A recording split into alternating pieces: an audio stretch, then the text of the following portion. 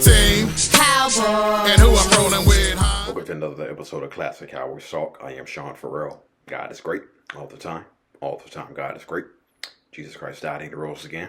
Let's go ahead and get into it, okay? So, one of the forgotten members, one of the forgotten offensive weapons Troy Aikman had was Jay Novacek, okay? He was pretty much lost among Aikman, Irvin, and Smith, okay? But Jay Novacek, man, he was something. He was something. So before he came to Dallas, he was with the Arizona Cardinals from 1985 to 1989. Okay.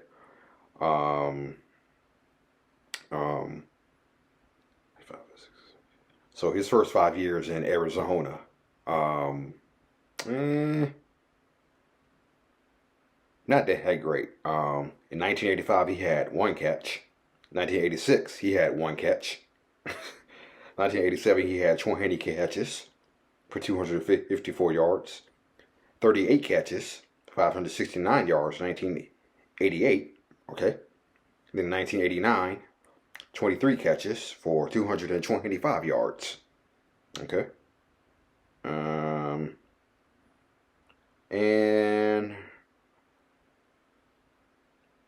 And he had 8 touchdowns in 5 years with the Arizona Cardinals. Okay. So the Arizona Cardinals let him walk after the 89 season. Okay. No other team in the league offered him a contract except the Dallas Cowboys. Okay. And so Novacek signed with Dallas. All right. It's kind of interesting because days before the regular season opener, the Cowboys also acquired Rob Awad, his teammate in Arizona. Okay? Yeah. Jay Novacek and Rob Awad were on the same team. So they also acquired Rob Awad. Okay? But Novacek pretty much proved himself in the coming years. 1990, 59 catches, 657 yards. Okay. 59 catches again in 1991. 68 catches in 1992. 44 catches in 1993. 47 catches in 1994. And 62 catches in his last season in Dallas in 1995. Okay. And again, he was pretty much lost among Aikman, Irvin, and Smith. And Troy Aikman says he should be in the Hall of Fame.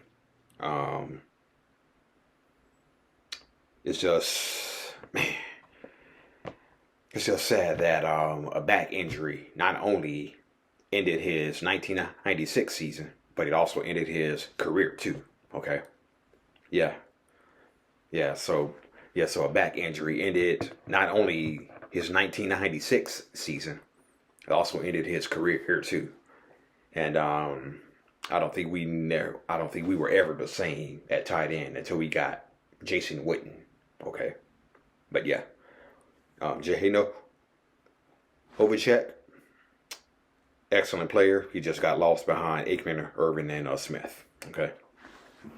I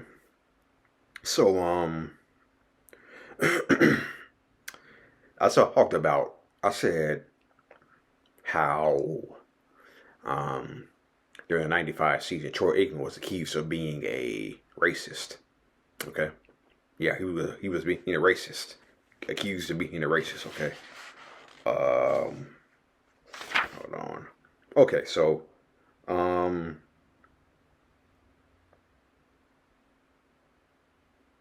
okay. So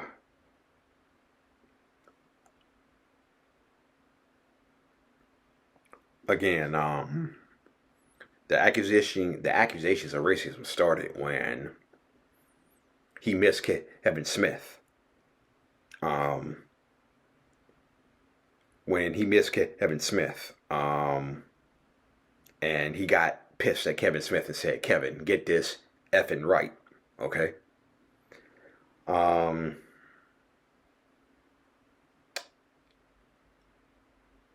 So I'm reading it right here.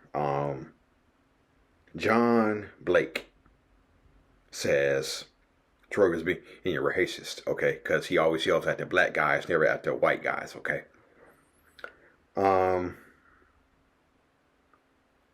Blake was a 34-year-old defensive line coach, okay. He did work with Barry Switzer at Oklahoma. He did have the ear of Barry Switzer too, okay.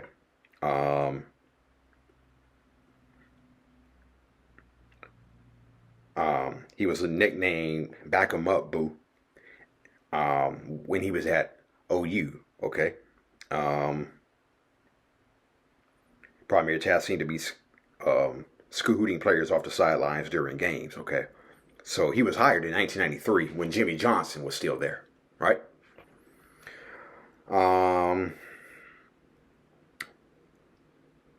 But according to Jeff Pearlman, he gained true power under Switzer.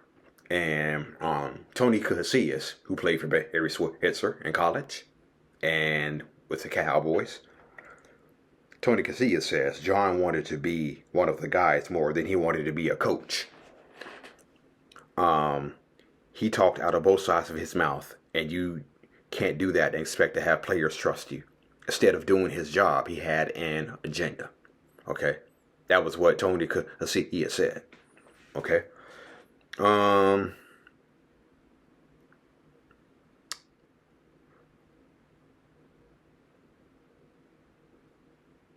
Okay, as the other coaches would congregate among themselves, hope I said that word right, Blake sat with black athletes talking shop, taking mental notes to relate to his boss. Like several of his team's veterans, Blake had his own small crew: Sanders, Kevin Williams,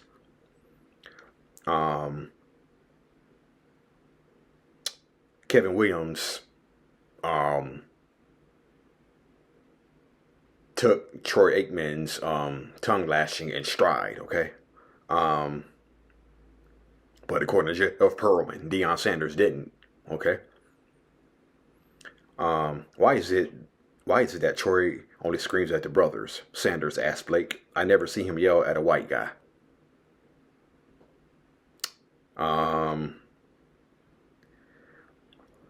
Following the game, Blake told Switzer that the Cowboys African Americans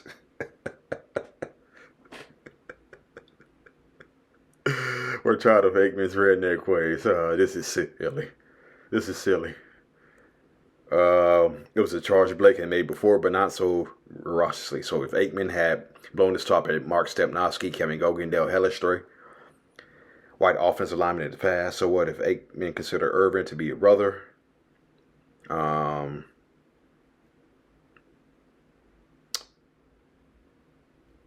Michael Irvin said, I'm as black as anybody you can see.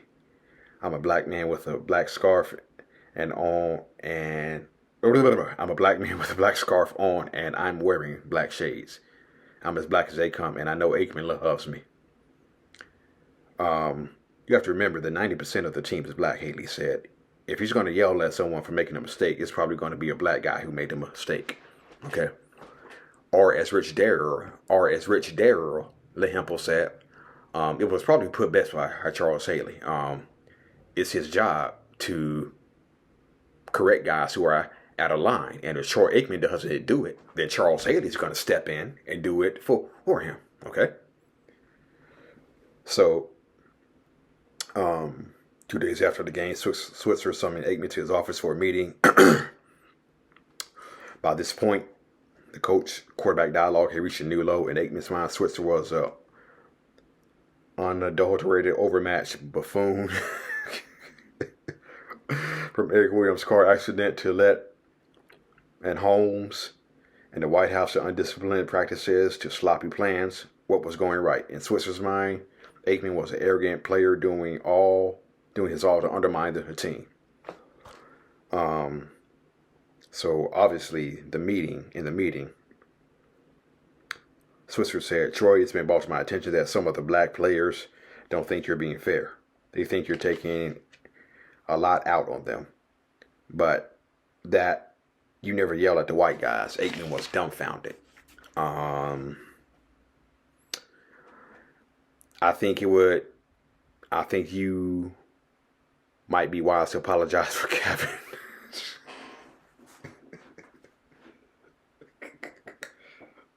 I think it might be wise for you to apologize to Kevin Smith for yelling at him, okay?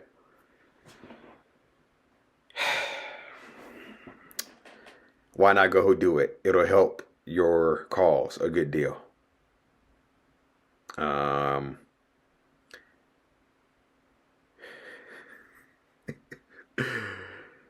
Aikman's cause was winning football games, not resolving inane conflicts with inept wide receivers, Kevin Smith, and do nothing big mouth assistant coaches.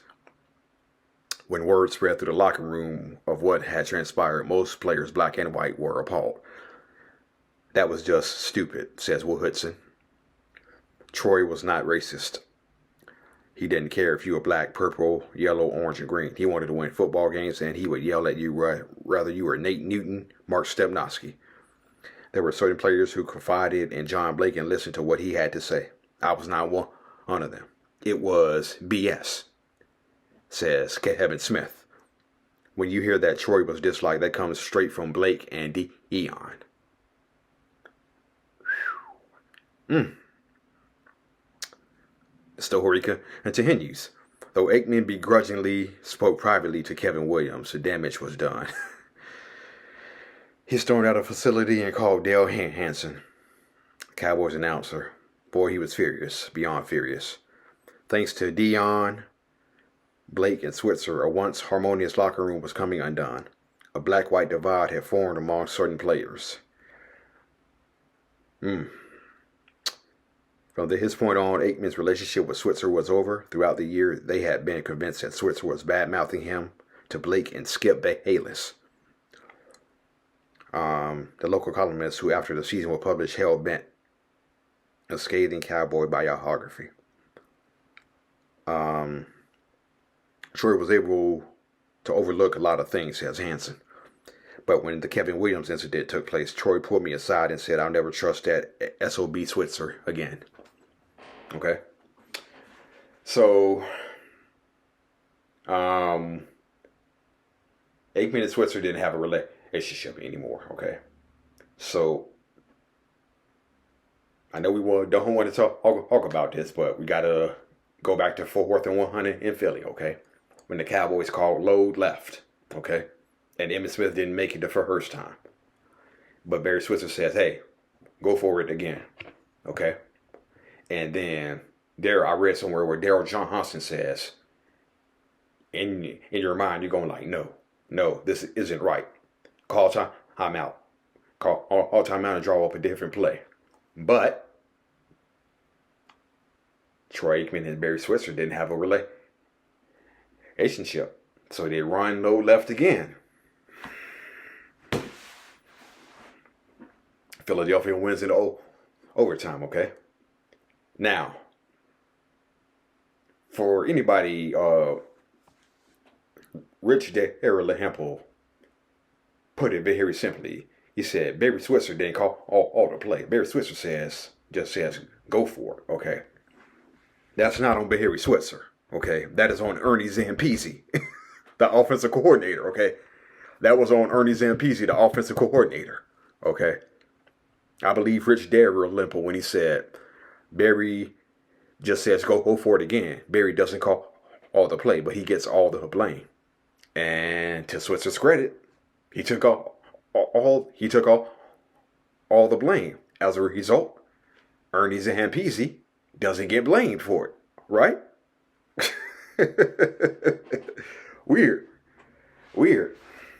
Weird times in Dallas.